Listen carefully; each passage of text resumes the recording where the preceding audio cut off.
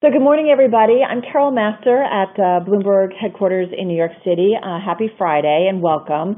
This is the first of a four-part series in the lead up to our London Breakaway event that's coming up on November 13. Now, for those of you who are unfamiliar, Bloomberg Breakaway is a network of founders and CEOs leading fast-growing companies. We've got events in New York and London. Those events focus on how a growing company can do even more. And we talk about things like skills, perspectives from other business owners that they put back to work on their own companies. It's really a give and take here, the Breakaway organization. Meeting peers, creating relationships to be better leaders, hearing from those that have had their own breakthrough event. That's what it's really all about. So for this first webcast, we have naturally decided to start with growth. So let me just put out there who's with us. We've got a really distinguished and a lively group.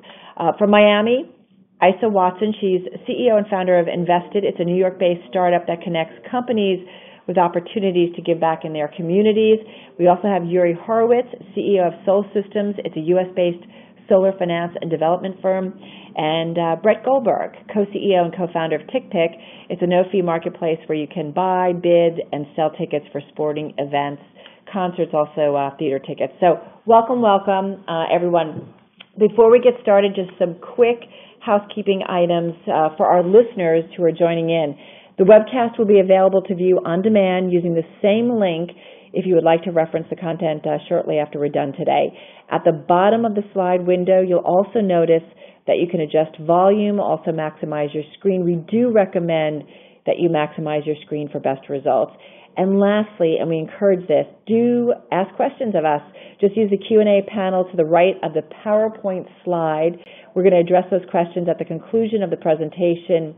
And for any of you who want to be contacted for some kind of follow-up, please indicate so in that Q&A panel. So from there, let's get started, because if we get done with Friday, we get to move on to Saturday. We're talking about growth, and all three of you have companies that are looking for kind of gaps in the white spaces, kind of looking for market opportunities. Isa, I want to start with you. Give us a little background on what you guys are doing, what you're currently working on, and what it means to be a breakaway company. Thank you, Carol, for having me. So just a quick correction. Squad by Invested is a social community platform that essentially allows people to take online communities and bring them offline at scale. So essentially what that means is if you're in your work community or communities, that you're involved in, your fitness community, et cetera, the software is a central repository for all events and activities going on. So you're all about building communities, right, within organizations? No, all about building communities around people. And right. So organization and work life is a part of that, but, essentially work is kind of one aspect of your life. And so, being able to consolidate the way that people engage with their, various communities and through software, and in a way that's convenient, to them. And so, community building, but around people. And so one of the things that we're really focused on right now is growth, hence the topic of this conversation. And so when I think about what it means to be a breakaway CEO, it really means, one is kind of doubling down on growing from that product market fit, making sure that we can focus and, continue to acquire users at a very cheap rate, and also to continue to engage and retain the users and to lower the value to lower the time to value in the software. And so, like I said, around building community and, kind of growing that and scaling that, that's essentially kind of how I tie in what we do to what it means to be a breakaway CEO. All right, great setup. Brett, why don't you jump in here and talk a little bit about TickPick? So my quick line is we're like StubHub, but better. And then I typically like to see if someone wants to know more or not. But what makes us better is we're altogether cheaper than StubHub because we can undercut them. They're making about 22% on sales, and we're making about 12%. So you can get the same ticket for less money. And then there's a handful of features that have make it a better customer experience, such as algorithms that help people figure out what's a good deal on tickets. A lot of customization in the filtering, an incredible customer support team based here in New York City. So from kind of start to finish, we'd say we have a better product, better customer support, better pricing than our competitors. And I think we're unique in that we've never raised outside capital, so we're one of kind of the more rare startups to run a profitable business. And people will say, oh, you know, how have you done this or that? And for me, it's been easy. There's been no other option, you know, to create a business that's not capital, backed. You have to be profitable. And so we've done a really good job scaling this business in a profitable way. And from a Bloomberg perspective, from Breakaway, I remember when I got the invite a couple of years ago, and there's obviously a price tag to it, but for me, it was like, oh, this is a no-brainer. I'll spend that amount of money on going to a couple of conferences a year. And so not only am I getting these great conferences, Bloomberg Breakaway has come to me and said, hey, we have a slot here at the Scaled Up conference in New Orleans, and 2 Bloomberg Breakaway members get to speak. Would you be interested? And I said, sure. And then they brought me down there, and then I presented in front of 800 people. And so there's been incredible access that I've been given by being a member as well. That's terrific. And then let's get to Yuri. Come on in and talk a little bit about your company, what you guys are working on right now, and what it means to be a breakaway company. Sure. I guess, Brett, I'll start by saying congrats on starting a company that you haven't had to bring our capital into early on. We did the same. We started a company in 2008, and it's enabled us, and every company and every platform has to figure out their financing and financing sort of direction and strategy differently. Ours, we built it kind of bootstrapped for about 8 years, and then finally took some capital in 2016, but it enabled us to really direct the company and the culture in a way that was pretty unique and to build patiently. Soul Systems, which I founded in 2008 with my partner George Ashton, focuses on providing investment capital to the solar industry and also enables corporates, municipalities, universities to go solar themselves. The real aim is to create basically the most direct link between the investment community, the strategic and institutional investment community, with the actual customers themselves who are going solar. And that's enormous. The demand for solar has grown tremendously since I've been in this space. It's, I think, grown like 3,000-fold or something. So customers like Amazon and Walmart and Microsoft and Google. And we're really excited about the future and really excited about building the platform we have now. We're in D.C. There's about 65 people, and many of the people that kind of came in the early years are still here. And that in and of itself is completely fulfilling for me. So that's what we're doing. Well, I'm curious too, let me just put this out. What do you see as kind of your biggest challenges right now? We talk often a lot here at Bloomberg. People can't find workers, but there's a lot of optimism about the environment. And I'm curious how you all see it. Yuri, why don't we start with you? Yeah, I think our challenges, I think you have to be specific to the industry a little bit. So the industry itself has been so successful that we're building solar at such a rate that it's competing with itself. And so we need to find a way to shift the time at which we deliver that power. So it's a little idiosyncratic to what we do, but it's almost like we began with solar, and now the industry needs to adapt to creating storage, mostly like battery storage. So it enables solar to deliver throughout the day. So that's the industry challenge. I think Soul Systems, our challenge as a company, we're 10 years in, is to continue to scale at a rate that conserves and preserves our culture. So we see an enormous amount of opportunity in the market. I certainly do. But I also I built something beautiful, and I don't want to break it. And so balancing growth with aspirations, with ensuring we preserve what we've built and protect it, that's really critical to me. You know, I think that's kind of a brilliant idea, because I think it used to be companies it was all about getting big, going public, with so much money out there. And you guys, it sounds like you're, able to do it a lot on your own. That whole idea of, I don't need to be huge in this space. I just need to do it well. Anyway, if anybody wants to comment on that. Yeah, you said it better than I said it. No. You said it well. Isa, maybe talk a little bit about that, like balancing growth, versus aspirations. Because as you said, you're looking to acquire users. You want to do it cheaper. You've got to retain them. That's how you build some growth. But what's the pressure on you to grow versus kind of maintaining, maybe the good culture that you want to at the company? Yeah, definitely. So I think that I'm a little bit of an anomaly here, because we are venture capital backed. So there is that. Yeah, we are. And so there is that expectation of growth. Pretty much our entire board of directors and most of our investors are in the Bay Area in Silicon Valley. And so that's kind of the ecosystem that we live in. When you think about, growing, I agree with Yuri on the challenge that, there's a balance between, budget and cash flow and the ability to take on new opportunities. And, I see it really, really month to month. There's certain months where we didn't spend enough and we underinvested in our growth. And then there are other months where we probably spent too much and overinvested in our growth. And so kind of maintaining that balance is critical, I think, on this journey. But right. I want to make a point about internal to the company, too, because when you're growing, the reality is that a company is made up of a product and it's made up of a great idea, but it's made up of people first and foremost. And so I think that a lot of the challenge in growing is, oftentimes around the team and the people. And so the team and the management team, making sure you're constantly communicating, over-communicating even, and making sure that, the difficult thing is to have to flex up your team, when the time comes. And so the person that brought you from, $1 million in revenue to $10 million in revenue is not necessarily the same, let's say, CFO that takes you from $100 million in revenue to $1 billion. And so kind of knowing when the inflection points are and making sure that you're, also kind of providing opportunities for development and giving, these strong performing people on the team the right validation. I think that's a big management balance and a management challenge that comes with, trying to grow a company fast. Yeah, absolutely. Dwight, come on in on this. Yeah.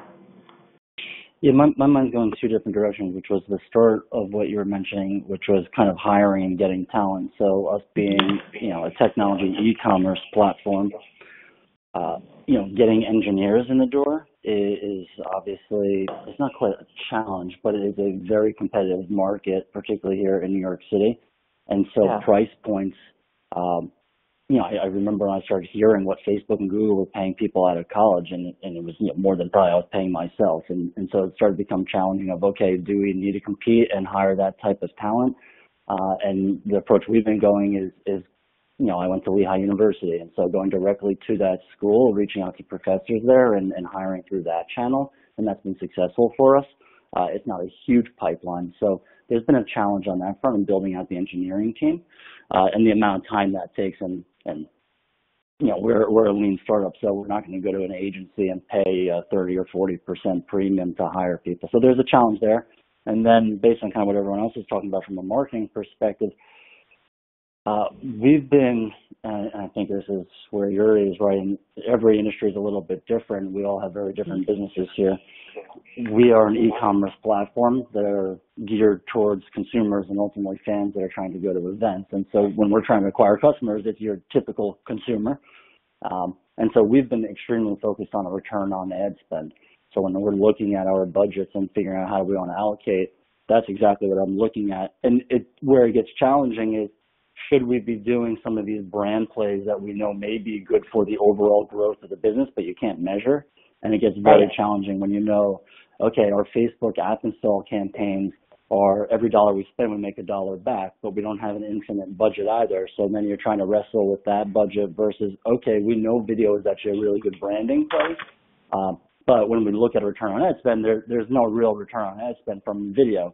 And so figuring out that balance from a budgeting perspective and which projects we should take on, that to me is where we're kind of at this challenge point. And we have a new VP of digital marketing starting next week, and they came from the agency side, so they should be able to guide us on, how do big corporates think about this? And I don't think they have it entirely right, and I think it's blending our kind of lean return on ad spend with a little bit of a longer term view on growth.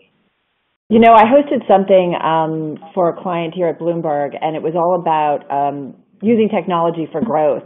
And we had one social media guy on, and who basically said, you really do have to it's not about obviously traditional media anymore, but really figuring out how to use social media in a good way. You think about Nike recently with Colin Kaepernick. They got like hundreds of millions of dollars, whether you agreed with it or not, using in the advertising campaign. They got a lot of leverage out of that in terms of name exposure and brand exposure. And I'm just curious if that's, Brett, obviously very important to you in getting your name out, because there's a lot of competition out there. Yuri and Isa, I don't know if you want to come in on that in terms of kind of brand recognition.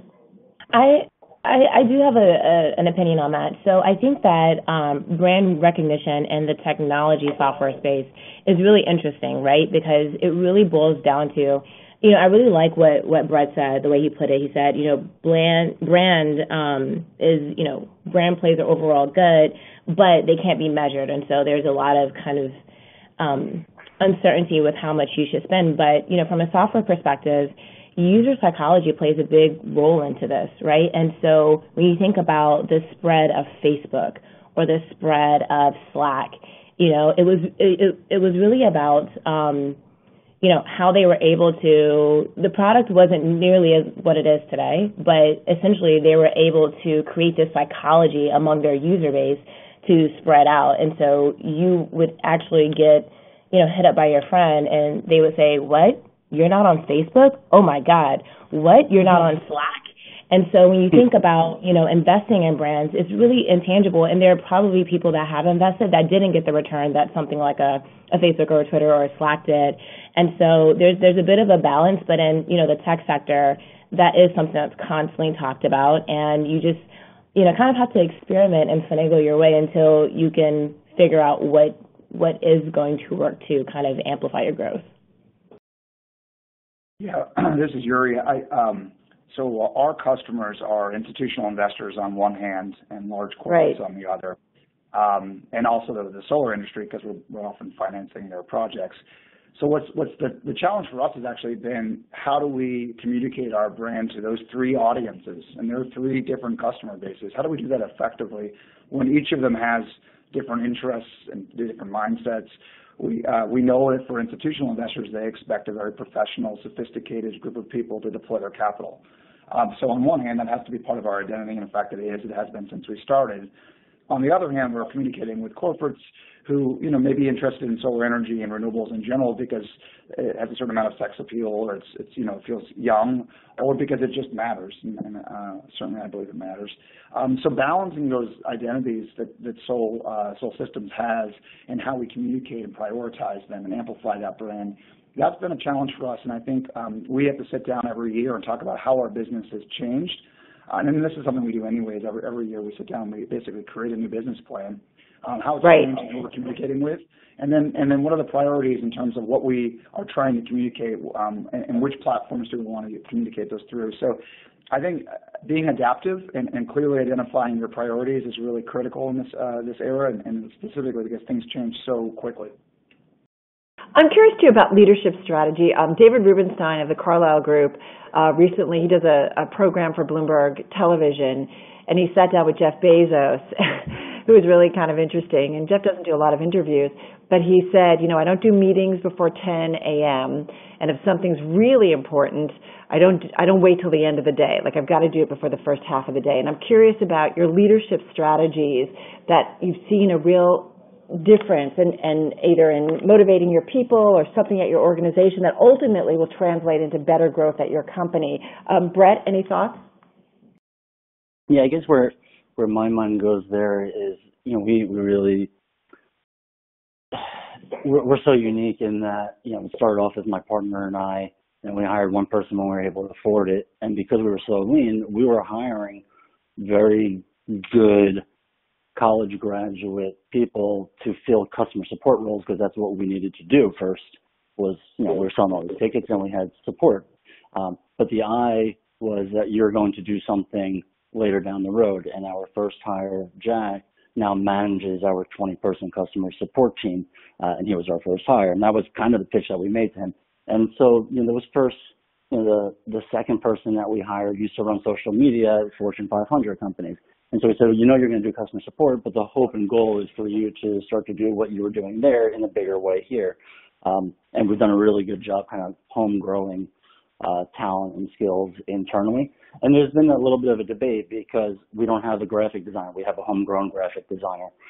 My partner Chris does a lot of design, but one of the support people we had ended up being really good at graphic design. And now we're starting to say, well, does it make sense to go pay for a graphic designer so he could do other things? And so there's a little bit of a balance. Are we forcing people into roles that maybe we should hire? And so there's a little bit of a juggle there as well. Good. Isa. Yeah, I think that there are two things that I would say. The first is over communication. I think has to be part of your leadership style, especially when you're growing fast, for the purposes of alignment. When I describe, I had breakfast with one of our investors this week, and I described, what growth felt like, where we are. I said it felt like being in a roller coaster that has a wooden foundation that's kind of rocky, with no seatbelt. And so essentially consistent alignment over communication is really key to making sure that you can drive as much progress together in the way that you're supposed to. And the second thing is celebration. I think that we end up, around in recruiting, especially earlier in a company's life stage, a great deal of, very high-performing, high-achieving people. And the reality is that, there's exhaustion, that comes with, and managing exhaustion that comes with being able to achieve that growth. And so we have this thing at Squat by Invested we call it #Milestone Fridays. So each Friday, we pick a particular milestone that we've achieved at the company level, and we circulate that milestone across all the employees.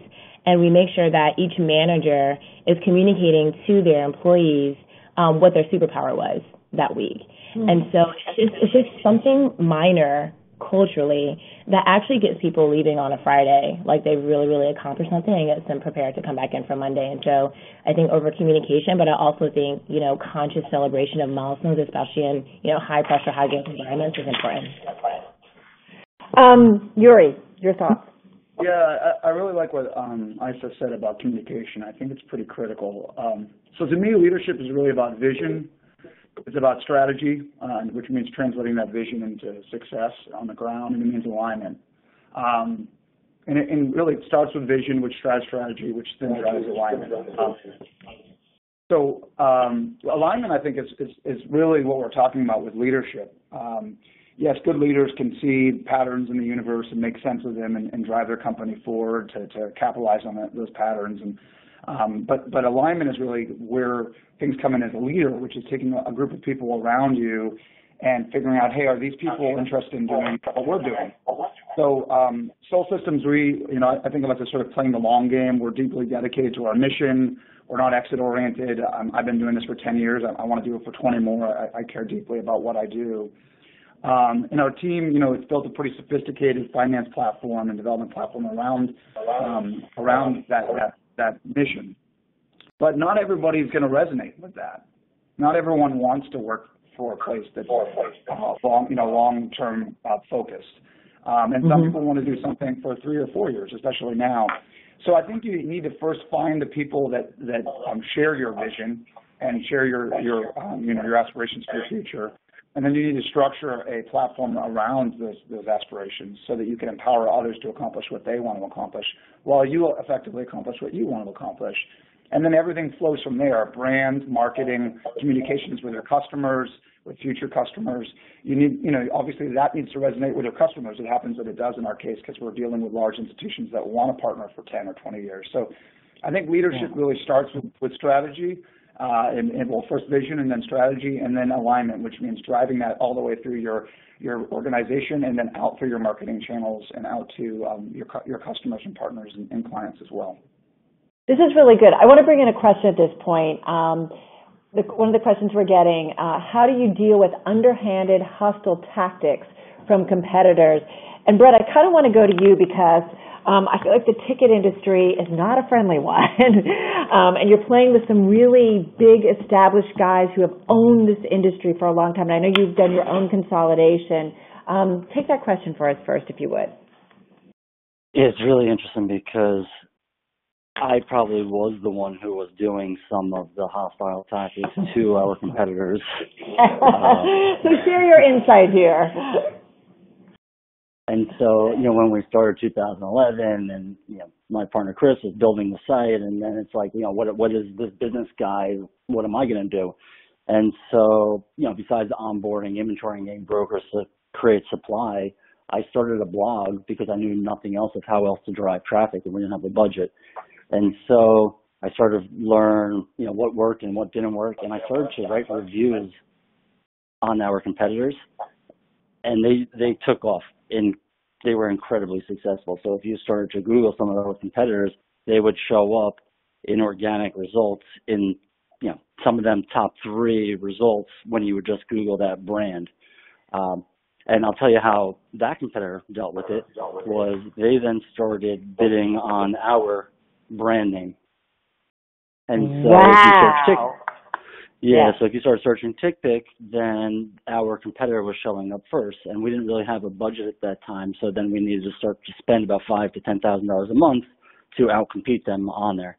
And they tried to back channel through mutual supply channels of brokers and inventory, and they started to make threats to those brokers and said, like, if you got to stop supplying TickPick inventory, otherwise we're going to, maybe have to do something to you. And they would tell me, and they say, listen, I'm not going to stop. I just want you to know this is what's going on. And I updated the blog so, like, it was completely factual, and I felt comfortable on what we were saying. And so I went back to that broker and said, you can let him know I updated it. I changed it a little bit, but everything in there is factual. And if he has a problem, then he can reach out to me. And about a year later, that founder of that company reached out to me and said, we need to settle this. And we came to a mutual understanding that they would no longer bid on our brand, and I took the blog down. So that was one example. That is wild. Isa or Yuri? Sure, I think that Yuri. Well, okay. Sorry. Okay. No, really quickly, and tech, you see this a lot.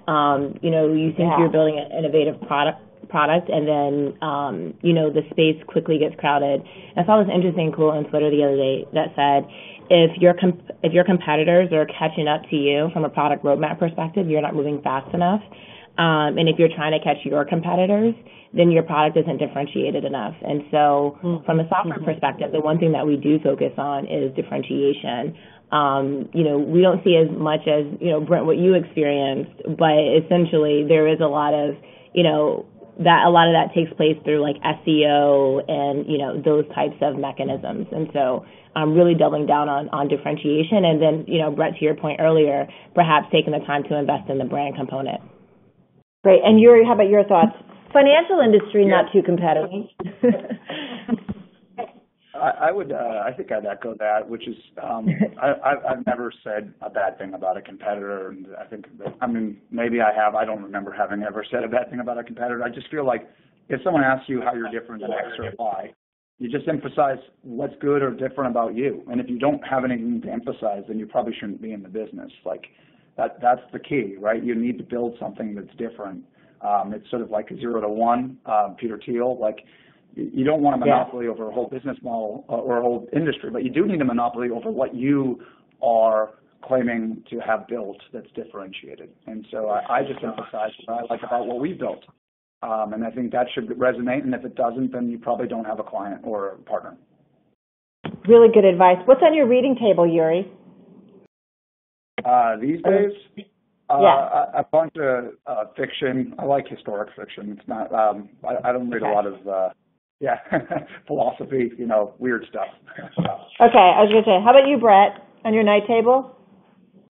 Yeah, I find it kind of funny. I mean, my wife laughs at me that I don't read books, and I said to her, all day, all I do is read. That's like my job. That's how I feel. Yuri, one book that I recently read was The House of Morgan that you guys might like. It's just about the history of J.P. Morgan. It's a really, Richard or Chernoff, I can't remember the guy's first name, but. Yeah. We have that, and Isa, what about you? Yeah, I was, in a prior life, I worked at J.P. Morgan, and that was a book that I actually read when I was doing my orientation, or going through it rather.